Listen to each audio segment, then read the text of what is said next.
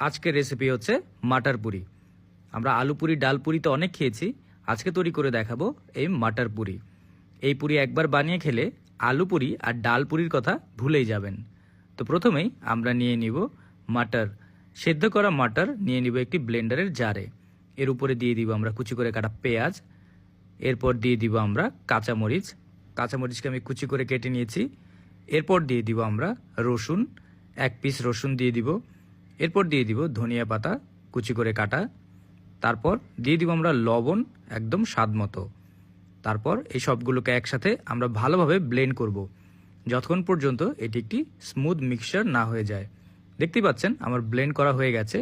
এখন একে আমি একটি চামচের সাহায্যে বের করে নিয়ে আসব। একে একপাশে আমি রেখে দিয়ে আমি একটি বাটিতে নিয়ে নিব ময়দা। ময়দার উপরে দিয়ে দিব আমি সামান্য লবণ, তারপর দিয়ে দিব পরিমাণ মতো তেল।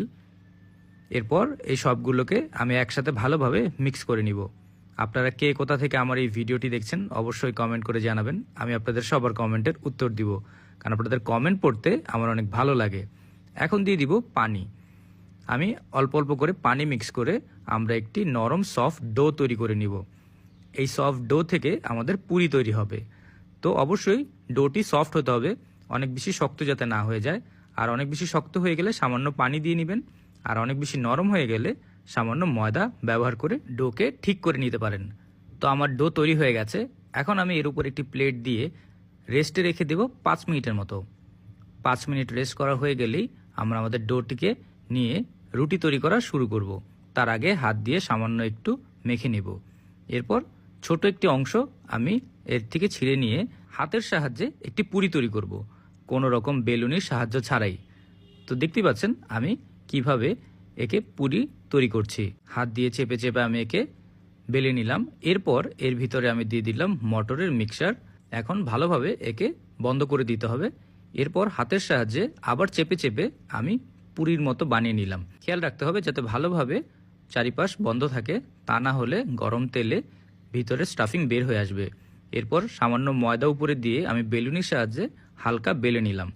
এরপর একে আমি নিয়ে মিডিয়াম গরম তেলের উপর ছেড়ে দিব। অবশ্যই মিডিয়াম গরম তেল ব্যবহার করবেন, তা না হলে সাথে সাথে পুড়ে যাবে। দেখতেই পাচ্ছেন আমাদের পুরি কি সুন্দর ফুলে উঠেছে। এটি দেখতে যেমন সুস্বাদু, খেতে আরও মজা। পুরির গায়ের রং গোল্ডেন ব্রাউন কালার হওয়ার আগ পর্যন্ত আমরা 2 পাশ ভেজে নেব। যখন এর রং চলে আসবে বুঝতে হবে আমাদের ভাজা হয়ে গেছে। দেখতেই পাচ্ছেন কি সুন্দর মাটার পুরি আমরা ঘরে খুব সহজেই তৈরি করে ফেললাম। এরকম মজার মজার রেসিপি পাওয়ার জন্য টোস্টেড বাংলা পেজকে অবশ্যই ফলো করবেন। আর ভিডিওটি ভালো লাগলে একটি লাইক অ্যান্ড শেয়ার করতে ভুলবেন না। সবাই ভালো থাকবেন, সুস্থ থাকবেন আর মজা